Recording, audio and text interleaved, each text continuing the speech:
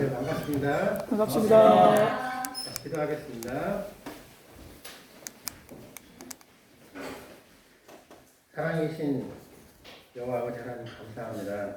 오늘 또 이 시간까지 주께서 저희를 지켜주시고 또 불러 모아주셔서 함께 찬양과 영광 주님께 돌릴 수 있는 시간을 허락해 주셔서 감사합니다. 이 자리에 있는 모든 성도들이 오늘 말씀으로 영광을 돌릴 수 있도록 귀한 시간을 허락해 주시고 또 부족한 저의 입술을 주시옵소서. 주님의 말씀이 잘 전달이 될 수 있도록 끝까지 인도해 주시기를 원합니다. 우리 주 예수 그리스도의 이름으로 기도드립니다. 아멘. 먹겠습니다.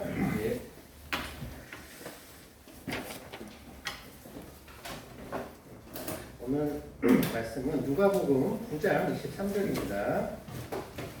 누가복음 9장 23절 신약 107페이지쯤 해당합니다.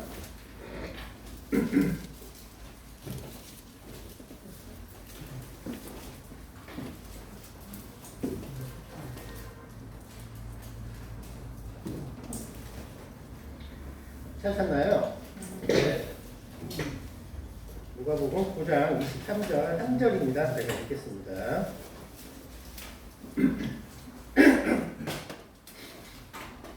자, 읽겠습니다. 또 우리에게 이르시되 아무든지 나를 따라오려거든 자기를 부인하고 날마다 제 십자가를 지고 나를 쫓을 것입니다. 네. 오늘 말씀은 다들 잘 알고 계시는 말씀입니다. 그리스도께서 제자들에게 하신 말씀이죠. 아무든지 나를 따라오려거든 자기를 부인하고 날마다 제 십자가를 지고 나를 쫓을 것이다. 이렇게 말씀했습니다. 이 부분에 대해서 조금 말씀을 드리고자 합니다. 오늘 말씀 이제 이 본문 말씀은 이거인데 좀 말씀을 따로 드리려고 하는 것은 구약의 히스기야 왕을 예를 들어서 또 말씀을 드리고자 합니다. 열왕기 하 18장 찾아보겠습니다. 열왕기 하 18장 찾아놨어야 되는데 18장이 구약 593페이지쯤에 해당합니다. 열왕기 하 18장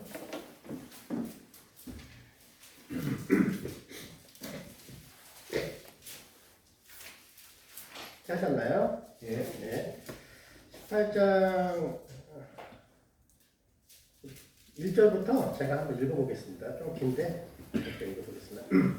이스라엘 왕 엘라의 아들 호세아 3년에 유다 왕 아하스의 아들 히스기야가 왕이 되니 위에 나아갈 때 나이 25세라 예루살렘에서 29년을 치리하니라.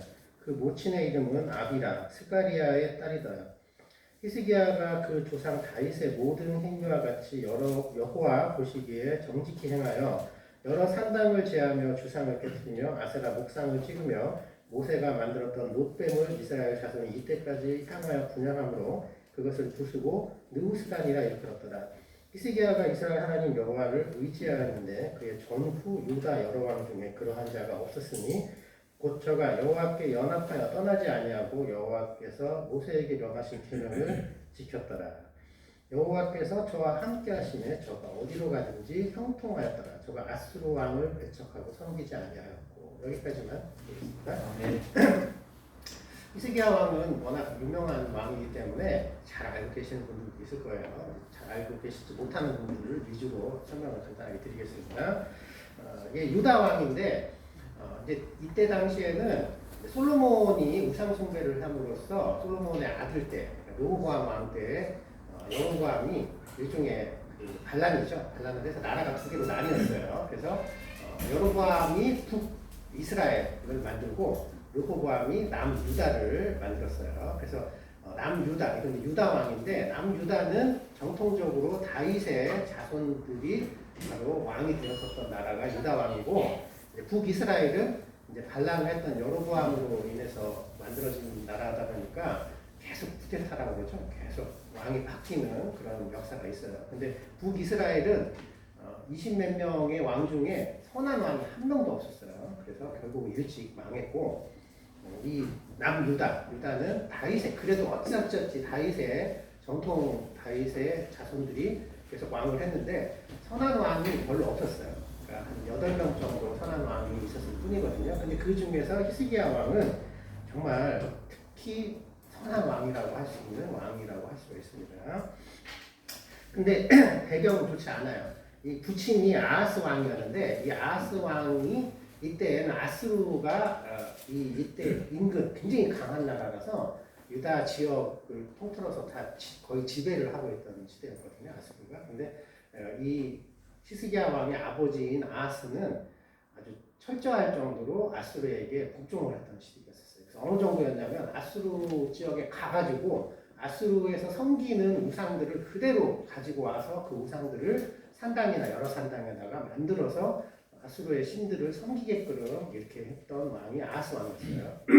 악한 왕이었습니다. 근데 이제 히스기야가 왕이 되었을 때 아수르하고 단절을 해요. 그때 아수르는 굉장히 강한 나라였기 때문에 그것이 쉽지가 않은 일이었지만 아수르를 과감하게 끊고 아수르의 우상들을 다 폐하고 산당도 제하고 그리고 특히 여기 보면 놋뱀이라고 하는데 이 놋뱀은 광야 때에 불뱀 우리 뭐죠 출애굽기 할 때 나왔던 그거예요. 불뱀한테 물렸을 때에 놋뱀을 만들어서 매달았을 때 놋뱀을 보고 살았던 사람들이 있잖아요. 그게 그리스도의 표상인데 이거를 아직까지 없애지 않고 이거를 우상처럼 섬겼던 그 놋뱀을 없애버렸어요.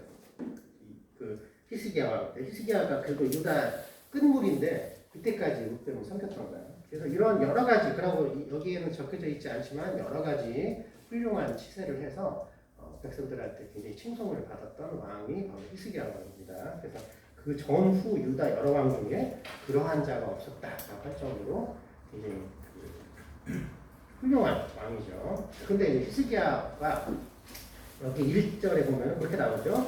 2절이구나. 2절에 보면은 예루살렘에서 29년을 치리를 했다라고 했죠. 29년. 그래서 여기 보면 25세 때 29년을 치리를 했어요. 근데 히스기야가 초반에 이러한 것들을 잘 했던 거예요. 근데 히스기야에게 시험이 닥치는 때가 언제부터냐면은 이때부터입니다. 13절을 볼까요? 13절, 18절. 히스기야 왕 14년에 아스루 왕 사네립이 올라와서 유다 모든 견고한 성읍들을 쳐서 취함해 유다 왕 히스기야가 라기스로 보내어 아스루 왕에게 이르되 내가 범죄하였나이다. 나를 떠나 돌아가소서. 왕이 내게 지우시는 것을 내가 당하리이다 하였더니 아스루 왕이 곧 은 300달란트와 금 30달란트를 정하여 유다 왕 히스기야로 내게 한지라. 히스기야가 이에 여호와의 전과 왕궁 곳간에 있는 은을 다 주었고 또 그때 유다 왕 히스기야가 여호와의 전 문의 금과 자기가 모든 기둥에 입힌 금을 벗겨 모두 아스루 왕에게 주었다. 자, 히스기야 왕 14년에 무슨 일이 일어났냐? 이 아스루 왕 사네립 왕이 쳐들어와요. 그래서 막 여러 성읍 유다 성읍들을 막 취했거든요. 그러니까 이제 히스기야가 아이쿠나 했어요. 근데 처음에 히스기야 왕이 취했던 건 뭐냐면 엎드리는 거였어요. 파치. 그래서 잘못했다. 내가 범죄하였나이다 해가지고 용서해달라고 했어요. 그래서 사네립이 은과 금을 달라고 하니까 이 왕궁과 성전에 있는 금을 다 벗겨서 줬었거든요. 그런데 사네립이 그걸로 만족했냐? 만족하지 않고 다시 쳐들어가요. 결국 사네립은 끝장을 내려고 했던 거죠. 그래서 이제 이 18장의 전체적인 내용이 바로 그거입니다. 사네립이 다시 쳐들어오니까 히스기야가 이제 방법이 없는 거예요. 그러니까 그때서 여호와 하나님한테 히스기야가 묻습니다. 그랬을 때 하나님께서 직접 이 전쟁을 히스기야의 손 힘이 아니라 직접 이것을 하죠. 그래서 그 결과가 어떻게 되냐면은 19장 35절을 보겠습니다. 19장 다음 장 35절로 빨리빨리 그냥 넘어가죠. 재미있으니까 나중에 혹시 궁금하신 분들은 자세히 한번 읽어보세요. 35절 이 밤에 여호와의 사자가 나와서 아스루 진에서 군사 18만 5천을 친지라. 아침에 일찍이 일어나 보니 다 송장이 되었더라. 아스루 왕 사네립이 떠나 돌아가서 니느웨에 거하더니 그 신 니스록의 모에 경배할 때 아드람멜렉과 사레셀이 저를 칼로 쳐 죽이고 아라랏 땅으로 도망하며 그 아들 에사갓돈이 대신하여 왕이 되리라. 이게 18만 5천 명이 그냥 죽었어요.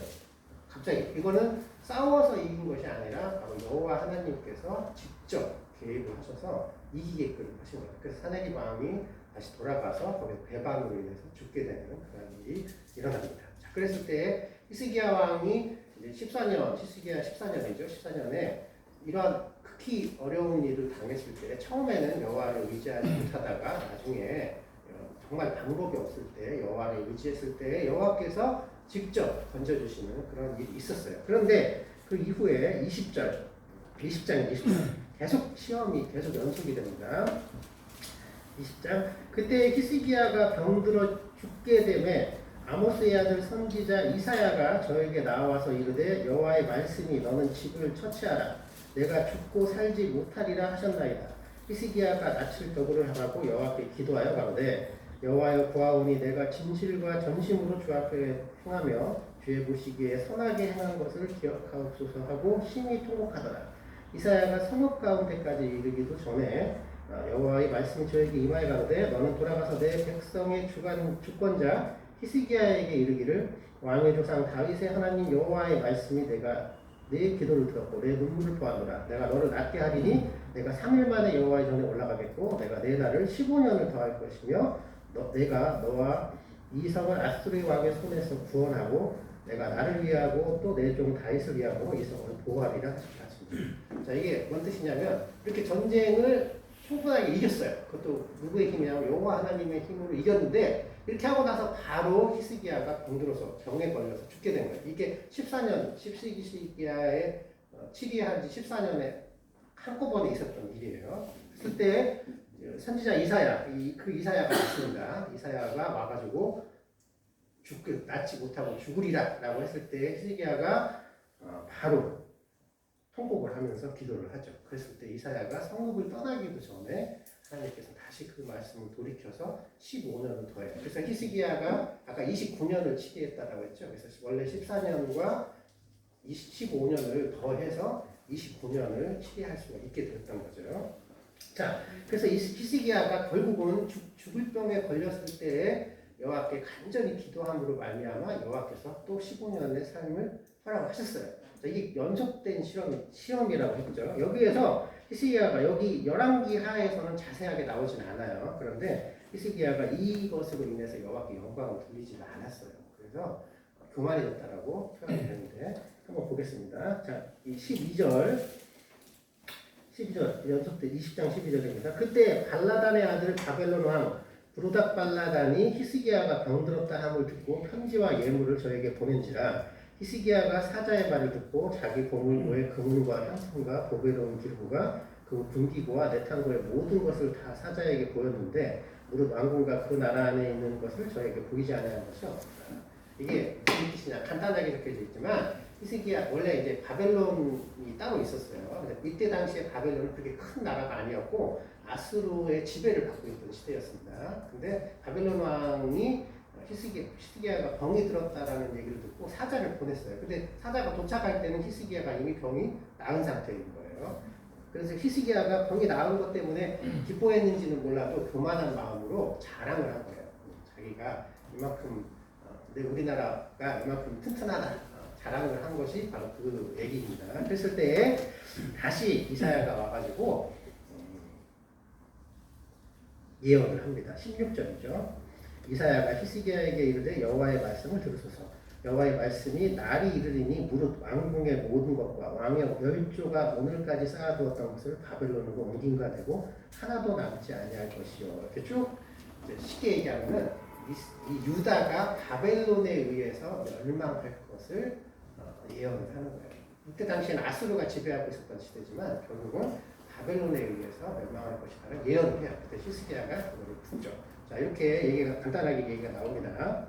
그런데 이것이 역대하를 보면은 비슷한 얘기가 나옵니다. 이 11개하고 역대는 비슷한 그 이스라엘과 유다 왕들을 얘기를 하지만 조금 시선이 좀 다른 부분이 있어요. 그래서 한번 역대하 32장을 한번 보겠습니다.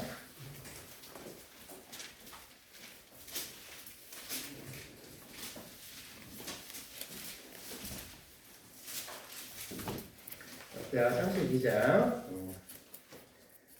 24절 한번 보겠습니다. 이게 구약 702페이지쯤에 나옵니다. 구약 702페이지. 이사야 32장 24절입니다.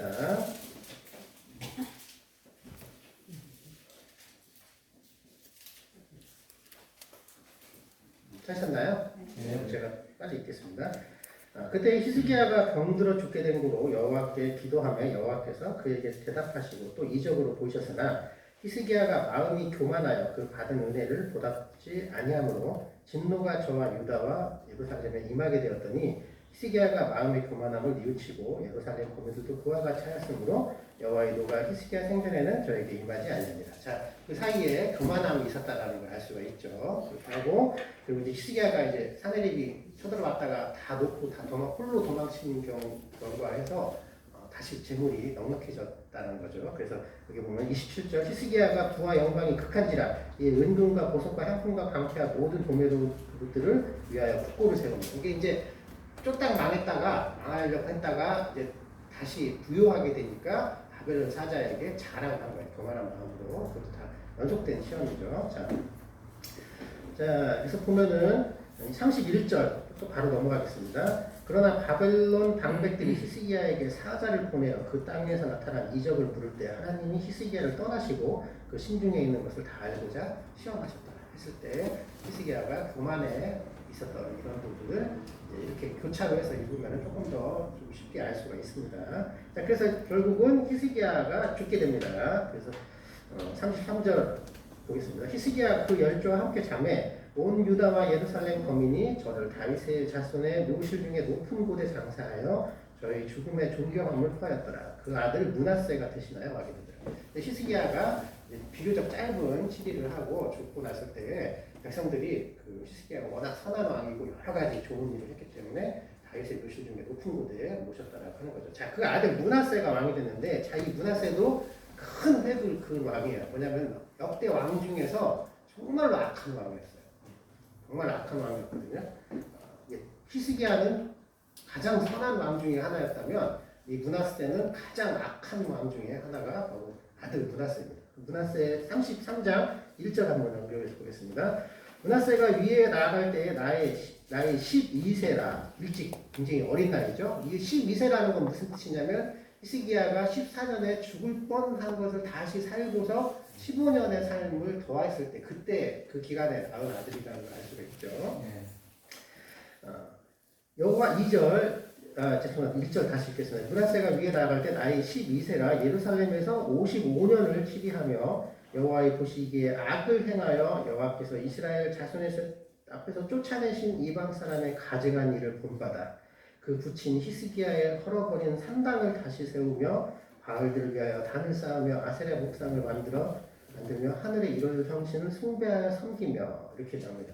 히스기야가 기껏 산당을 없앴는데 사실 그 이전에 여러 선한 왕들이 있었지만 그 왕들이 산당을 건드린 왕이 없었어요. 이 산당이라는 게 뭐냐면 그러니까 간이 성소 비슷한 건데 원래 그 성소는 그 성막이라고 하죠.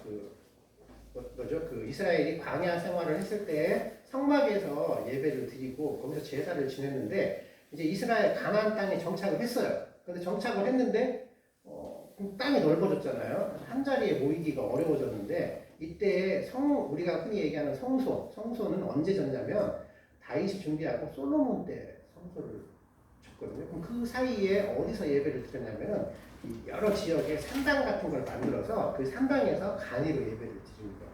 근데 이 산당이 말이 좋아서 산당이지 원래 여호와께서 원하는 거는 성소에서 그 제사를 지내는 게 정답이거든요. 근데 이 산당에서 제사를 지내는 게 익숙해진 이스라엘 사람들이 산당을 없애지를 않았어요. 근데 이 산당이 말이 좋아 산당이지 사실은 우상숭배의 장소로 그대로 이용이 됐던 거예요. 그러니까 여호와 악한 왕들이나 백성들이 악해졌을 때에는 그냥 그 산당에서 그냥 그대로 여호와를 빼버리고 우상을 갖다 놓으면 우상의 산당이 되는 거죠. 근데 그것을 역대 왕들이 건드리지 못했는데 히스기야 왕 때의 산당을 없앴던 거예요. 근데 그 없앴던 산당을 아들 므낫세가 다시 만드는 거예요.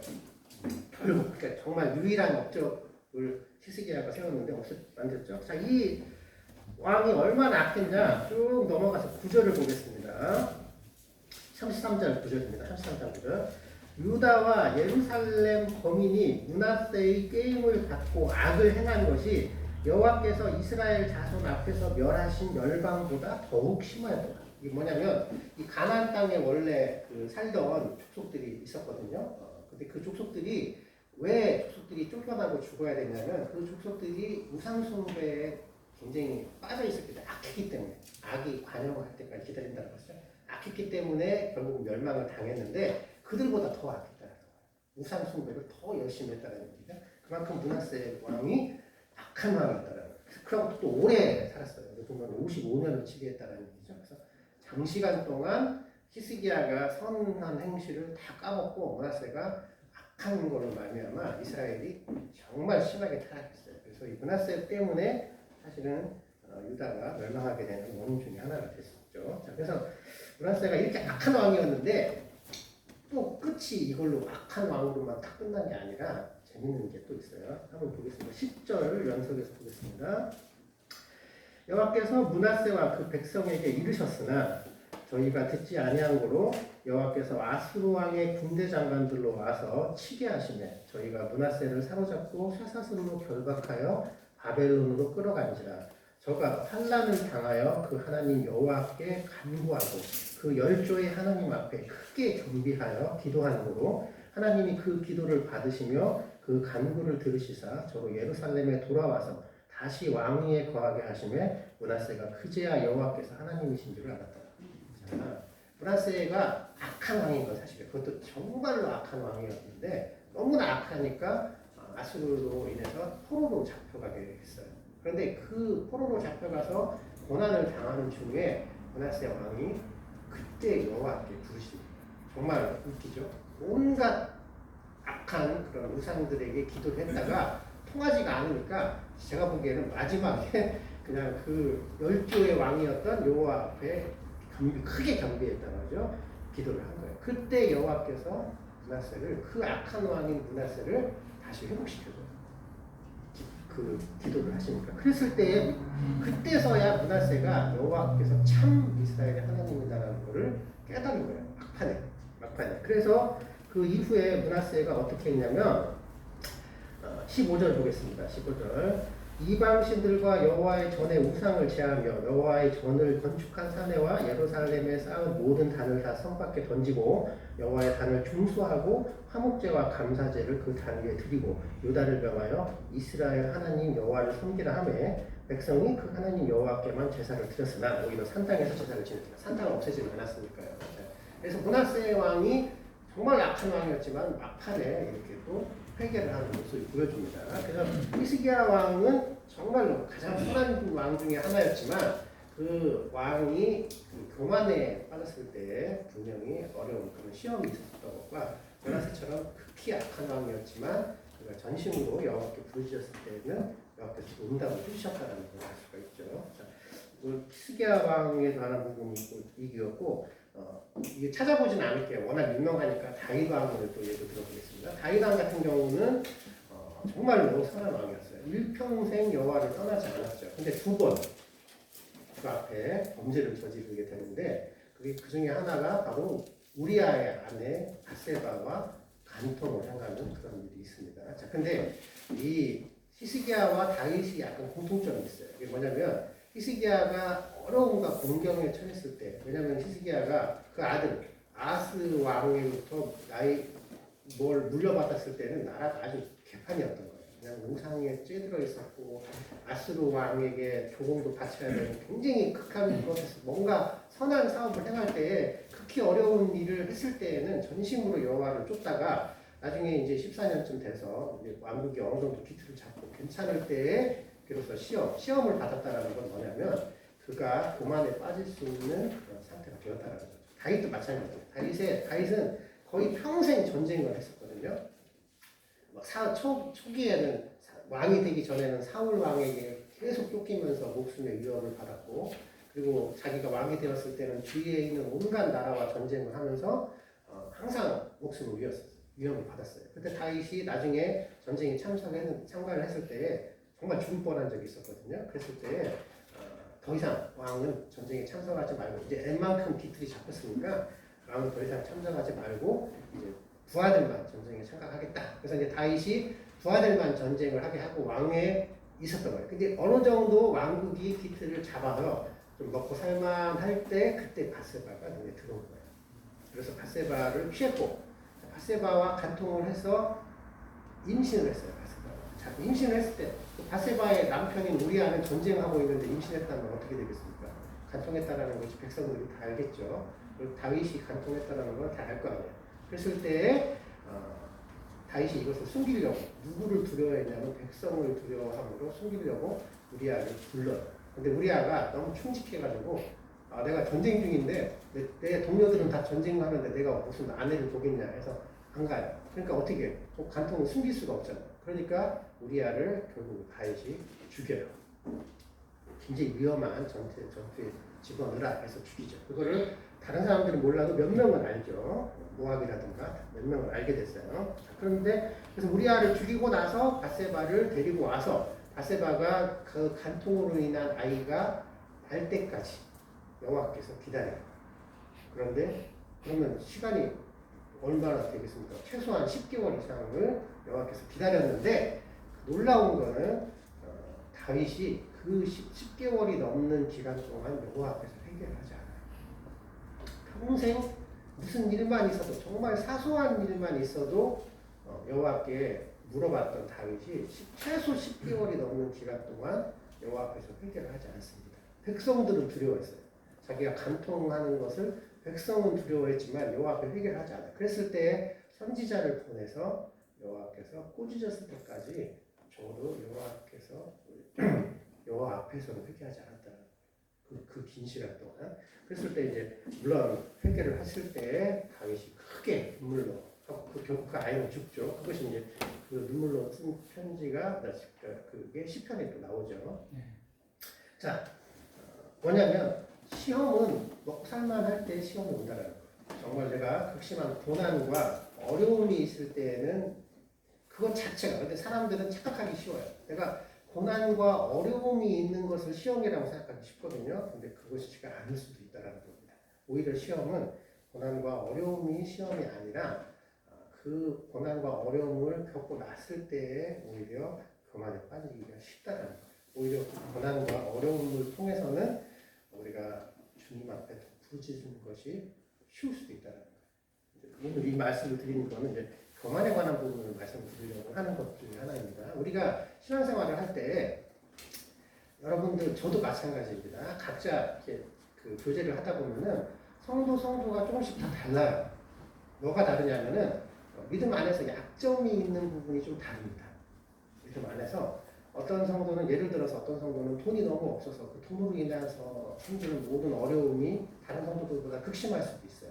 또 어떤 분들은 돈은 아무 문제가 없는데 건강 때문에 어려운 경우가 있어요. 그러니까 이건 예죠. 눈에 보이는 예입니다. 근데 아무도 모르고 주와 나만이 알고 있는 자기의 신앙의 약점이 있어요. 근데 그 약점으로 인해서 항상 넘어지고 항상 넘어짐으로 말미암아 고민하고 기도하는 그런 신앙적인 약점이 있어요. 그런데 놀라운 거는 의외로 그러한 신앙적인 약점 때문에 믿음을 저버리는 경우는 별로 없어요.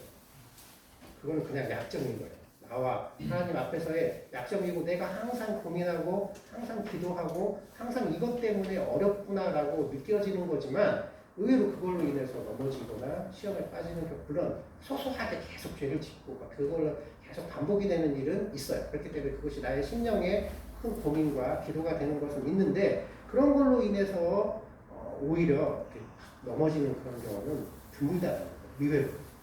오히려 믿음을 떠나고 믿음에서 넘어지게 하는 것은 전혀 다른 그런 부분이 발생하는 것일 수도 있다는 거예요. 그 부분이 이제 바로 히스기야나 다윗에 관한 부분인데 뭔가 괜찮다. 내가 이 부분은 특별히 나의 약점으로 생각하고 있지도 않았던 것으로 인해서 치고 들어왔을 때 그것으로 인해서 내가 주 앞에서 회개할 생각을 하지도 못하는 상태에서 이것이 정말 잘못된 것인가? 알지도 못하는 상태에서 넘어가는 그러한 시험이 있을 수도 있다는 얘기입니다. 굉장히 사소한 것인데도 그럴 수가 있어요. 특히 사람과 사람과의 관계에서 이런 부분이 있을 수 있습니다. 예를 들어서 그런 거예요. 실제 있었던 일 중에 하나인데 저와 저희 자매가 최근에는 좀 드물어졌지만 옛날에는 자주 싸웠어요. 근데 제 생각이에요. 이거는 순전히 제 위주지만 제 생각에는 싸움의 발달은 항상 자매예요. 자꾸 건드려. 그래서 제 생각에는 하여간 그래요. 제 생각입니다. 우리 자매하고 또 다르겠죠. 자매 의견도 들어봐야 되겠지만 그래서 하여간 어쨌든 우리 자매로 인해서 싸움이 시작이 돼서 싸움이 됐어요. 그러면 이제 누가 화해를 하냐? 항상 제가 화해를 해요. 그러면 싸움이 딱 될 때마다 제가 항상 생각하는 게 있어요. 또 내가 화해를 해야 돼. 지가 잘못해놓고 이게 그 자존심이 도대체 용납이 안 되는 거예요. 이번에 또 이러면 또 다음에 또 이런 일이 또 반복되고 막 그런 걸로 이렇게 되는 거예요. 그러면 뭐가 되냐면 내가 잘못했다라는 말을 먼저 하기 싫은 거예요. 그게 며칠 가는 경우가 있었어요. 그러면 이제 한계가 일어나잖아요. 한계가 일어나요. 내가 더 이상 이렇게 못하겠는데 그래도 그런 자존심 때문에 내가 먼저 화해를 하지 못하는 그런 경우가 진짜 있었었거든요, 예전에. 근데 결국은 제가 져서 제가 먼저 하긴 했어요. 100%입니다. 그런데 그때 제가 이건 이제 사소한 부분이다라고 얘기를 했는데 자, 싸워서 내가 자매랑 화해를 하냐 하지 않느냐라는 저의 마음 상태에 내가 자매와 나와의 관계만 생각을 하지 내가 주님과 나와 자매와의 관계는 생각하지 않는다. 내가 대부분 그래서 결국은 제가 화해를 하고 먼저 화해를 하는 계기도 사실 기도를 통해서요. 그 기도를 할 때 얼마나 마음이 불편합니까? 내가 자매랑 싸워가지고 화해도 안 하는 그 상태에서 기도를 하는 게 얼마나 스스로도 굉장히 불편한 거예요. 그러면 기도를 하면 항상 화해를 해야 되는데 그러면 이제 걸리는 건 자존심이죠. 자, 그럼 무슨 뜻이냐면 이건 하나의 예죠. 내가 정말로 기도를 할 때 주님과 나와 자매와의 관계를 생각한다면 누가 먼저 화해를 하는 거냐는 건 중요하지 않아요. 왜냐하면 정말 중요한 거는 자매와 나와의 관계가 회복이 되는 걸 주님이 원하신 겁니다. 그런데 주님의 뜻을 생각하지 않고 자매와 나와의 관계만을 생각을 하면 길어져야 돼요. 길어질 수밖에 없어요. 왜? 나도 자존심이 있는데 또 너만 자존심 있냐? 나도 자존심 있는데 이런 마음이 가는 거예요. 그러면 뭐냐? 그것이 함부로 단정할 수는 없지만 다윗이 최소 10개월이 넘는 기간 동안 백성은 두려워했는데 하나님을 두려워하지 않았던 것은 그 믿음이 어딘가 떠나서 있기 때문이 아니라는 거예요. 하나님과의 관계를 생각하지 못하고 백성과 자기 자신과의 관계만 생각했기 때문이다. 이건 저희 의견입니다. 그랬을 때 결국 하나님께서 그를 찍어서 하나님을 두려워하게 되는 마음이 돌아오기 전까지는 하나님과의 관계를 생각하지 못했다는 겁니다. 이건 하나의 예입니다. 만약에 내가 누군가의 관계가 잘못됐어요.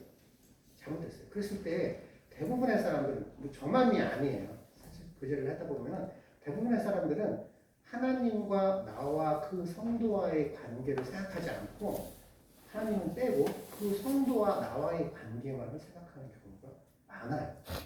누가 먼저 잘못했는데 내가 잘못한 거야. 네가 그럼 각자 다 이유가 있어요. 뭔가 부딪히는 거 이유가 있죠. 누가 잘못했냐, 네가 잘못했냐, 내가 잘못했냐. 근데 중요한 거는 네가 잘못했냐, 내가 잘못했냐에 하나님이 그리스도가 빠지면 그것만 남게 돼요. 회복이 안 돼요. 즉 그것도 제가 얘기하는 교만이라는 겁니다. 그러한 교만은 쉽게 깨지지가 않아요. 생각보다 다윗이 왜 그 신실한 다윗이 10개월이 넘는 기간 동안 하나님 앞에 회개를 못했을까요? 그것도 선지자다. 아담을 통해서야만 비로소 회개가 가능했던 이유는 사람이 사람과의 관계에서 생각보다 주님을 빼놓고 관계를 갖는 경우가 굉장히 많다는 겁니다. 그러니까 그리스도인에게서 있어서 중요한 부분은 그런 부분이 있을 수 있다는 얘기입니다. 자, 신약으로 넘어와서 한번 찾아보겠습니다. 바울 고린도전서 15장입니다.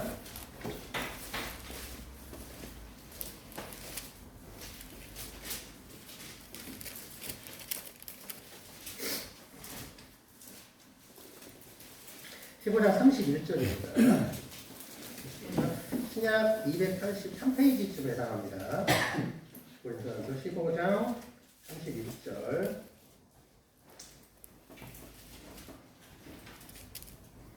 하셨나요? 읽겠습니다.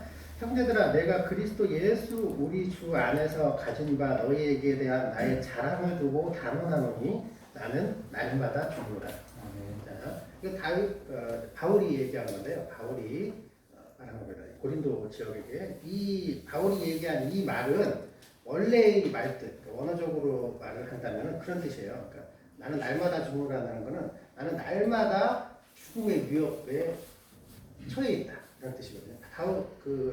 바울이 복음을 전하는데 이게 순조롭게 전하는 것이 아니었어요. 온갖 위협과 죽음의 위협, 유대인들의 위협과 여러 가지 위협들로 인해서 굉장히